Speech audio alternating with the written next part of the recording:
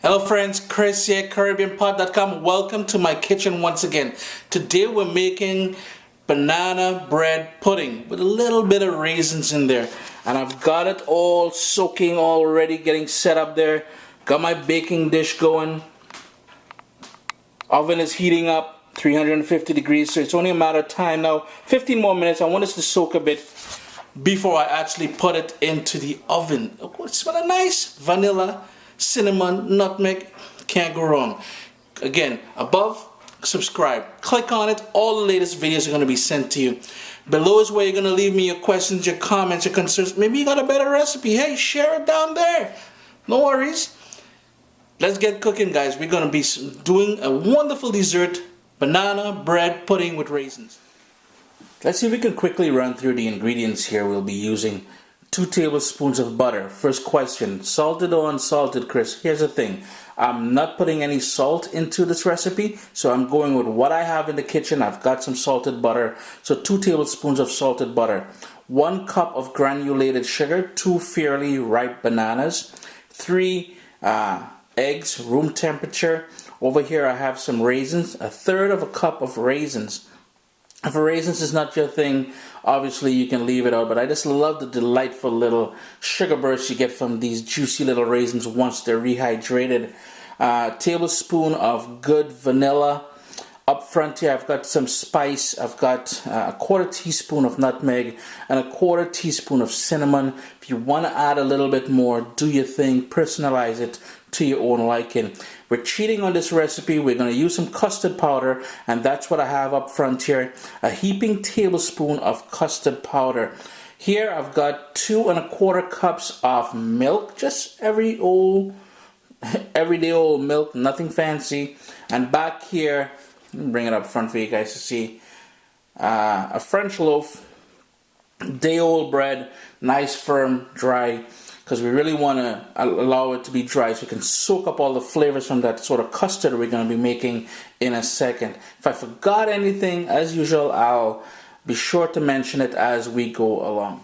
All I'm doing here is I rip the bread in 2, and I'm just going to break it up into small pieces this big. I'm just going to go ahead and do that. If you want to cut it, obviously you can do so as well if it's easier for you, but it's fine. I love working with my hands, so I'm just going to break it up into a fairly large bowl here because we're going to be doing everything in here before we put it into the baking dish. What I did was I warmed the milk. It's almost scalding hot. I'm just going to pour it into my bowl here, and since that milk is warm or hot, as you want to call it, I'm just going to add the butter in there. That's going to melt the butter for me. So using a whisk, all I'm going to do is whisk that until the butter melts.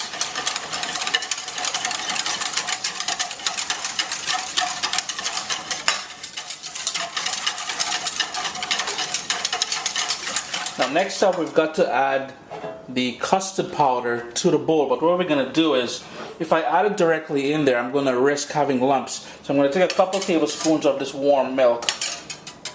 Well, more than a couple tablespoons, but take some of this warm milk into the bowl that I have here, and I'm just going to go ahead and whisk that up until it's nice and smooth, no lumps. And then I'm going to add it to the mixture here, that warm milk and butter. It's nice and smooth now, no lumps. So I'm just going to whisk that in here into the, gotta get all of that in there, into the warm milk. And all I'm going to do now is set this aside and start working with the egg. In another bowl, what I have here, I have the 3 eggs as well as the sugar. I'm going to add the cinnamon and the nutmeg to that as well. Get in there, buddy. As well as the vanilla. It's all going in there, and I'm just going to whisk that until I've got a nice smooth consistency. It's going to take a little bit of elbow grease, but I'm guessing in a couple minutes it should be ready to go. I've already whipped the eggs and sugar, the spices, everything is in here. So all I'm going to do now is gently pour it in while I'm whisking into the milk that we prepared a second ago. Just going to get everything in there now.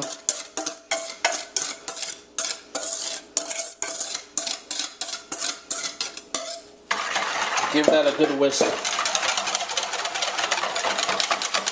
And we're pretty much ready to assemble everything now.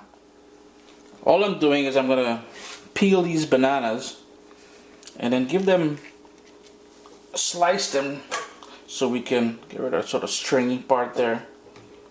And remember, you can use bananas that are going kind of bad, they're tarnished on the outside, because quite honestly, well, not this piece, get rid of you, buddy, but quite honestly, that's when the banana are at the ripest point. And all I'm doing is cutting thin slices, as you can see, for putting into this bread pudding. I'm just going to go ahead, continue slicing here, and then we're going to assemble everything. In the bowl with the shredded bread that I did earlier, what I put the sliced banana in there, and I'm just going to pour in the raisins as well. Then we're just going to pour in that sort of custard that we made earlier, all that rich liquid. Get it all in there. And then using your spatula, hey, maybe you want to use your hands, do your thing. I'm just going to go ahead and mix all of this up. We want all that liquid to be soaked up by the bread. We want the slices of banana to be just in about every bite you take. You should get a piece of banana, a little hint of raisins. I'm just going to go ahead and work this. Now after I'm done I'm just going to press it down a bit. I'm going to work it, mix it up, and then I'm going to allow it to soak for about 20 minutes because I want that bread, and this is why we use day-old bread, because we really want that bread to soak up everything, all those wonderful flavors we just created with the cinnamon, with the nutmeg, with the custard. Hey, this is going to be lovely, trust me. By the way, in the meanwhile, preheat your oven 350 degrees. After 20 minutes, we're going to put this in a baking dish and stick it in the oven. As it turns out, the dish I was originally going to use was a bit too big for this, so I had to use another dish here. So all I did was I poured everything in, then with my spatula I just gave it a gentle press down because we want this to be nice and moist when it goes into the oven, so all that wonderful sort of custard we make still is touching everything here.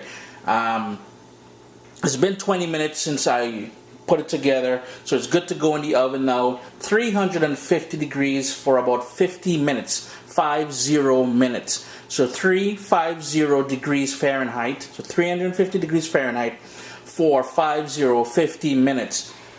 So you guys are aware of how big a pan you need for this.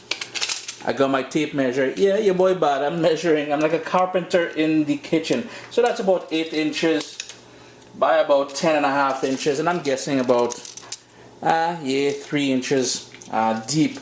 So 8 by 10 by 3 dish would work fine.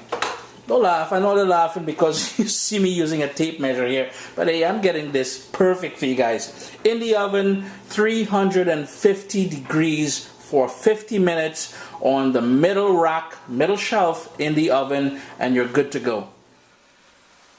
So it's been 50 minutes, took it out of the oven. It was still a little bit pale on the top, so what I did was I put it under the broiler for a minute or two until it kind of got some nice crispy edges on there, nice and golden.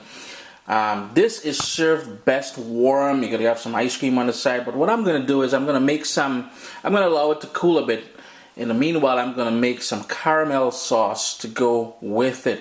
I'm going to pour drizzle on some caramel sauce all over this, and it's going to be absolutely delicious. Kitchen is smelling good. I mean, it smells like a bakery, a nice little fancy cafe bakery in here.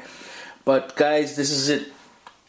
Tasty banana bread pudding with some raisins in there.